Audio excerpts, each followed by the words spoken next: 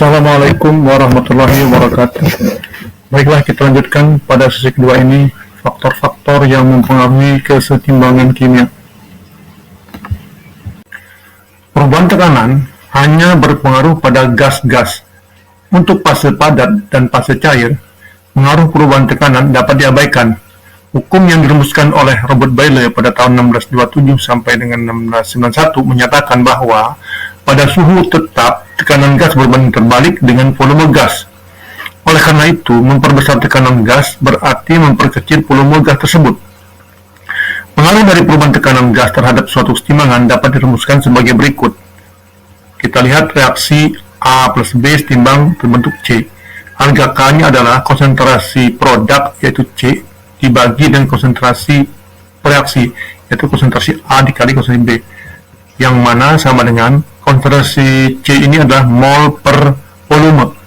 Begitu juga konsentrasi A mol per volume, konsentrasi B mol B per volume.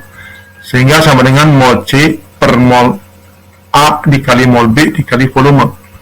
Nah, jika volume diperbesar agar harga K tetap, maka harus ada yang bergeser ke A dan ke B, yaitu jumlah koefisien besar. Dan jika volume diperkecil agar harga K tetap, maka harus ada yang bergeser ke C, yaitu jumlah koefisien kecil. Perhatikan, jika tidak bergeser, volume diperbesar, maka harga K akan makin besar. Untuk diingat, jika volume diperbesar, tekanan diperkecil, maka akan bergeser ke jumlah koefisien yang besar. Jika volume diperkecil, tekanan diperbesar, maka akan bergeser ke jumlah koefisien yang kecil. Bagaimana kalau jumlah koefisien kanan dan kiri sama?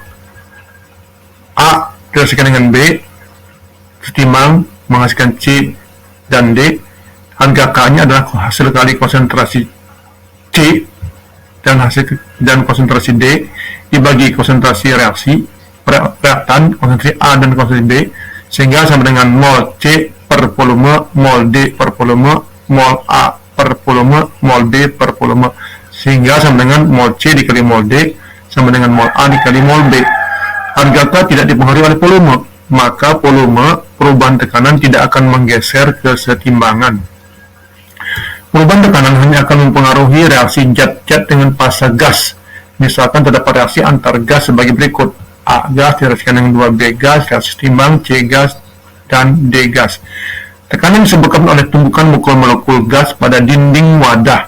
Semakin banyak jumlah molekul, maka tekanan akan semakin besar. Reaksi dapat bergerak untuk memperbanyak molekul juga, dapat mengurangi jumlah molekul. Dalam bersama reaksi di atas, terdapat 3 molekul pada sisi kiri, A dan 2B. 1 ditambah 2 berarti 3 molekul. Dan 2 molekul hasil reaksi pada sisi kanan, yaitu 1 dan 1. Jadi, sisi kanan C dan D. Berdasarkan asas Letetrier, maka kesetimbangan akan bergerak ke arah pembentukan molekul yang lebih sedikit jika tekanan diperbesar.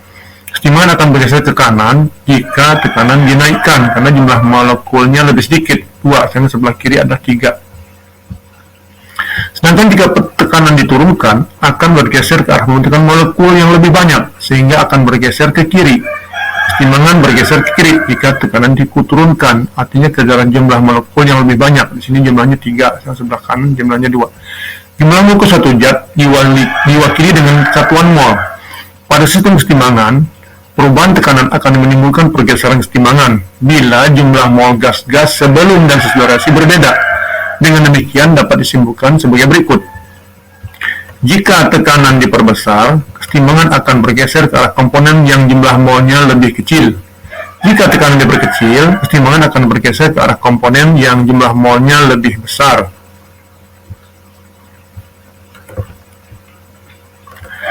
Perubahan volume pada kesetimbangan bergantung pada komponennya. Apakah komponen gas atau komponen ion? Kita lihat perubahan volume pada kesetimbangan yang komponennya gas. Pada kesetimbangan yang komponennya gas, perubahan volume akan berpengaruh jika pada kesetimbangan jumlah mol reaksi berbeda dengan jumlah hasil reaksi. Pengaruh perubahan volume akan merupakan kebalikan dari pengaruh perubahan tekanan.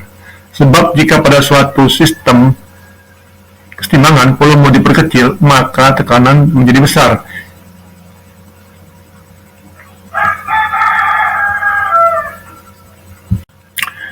Baiklah, kita lanjutkan pada contoh berikut, yaitu PC5 gas, reaksi setimbang PCl3 gas, dan Cl2 gas.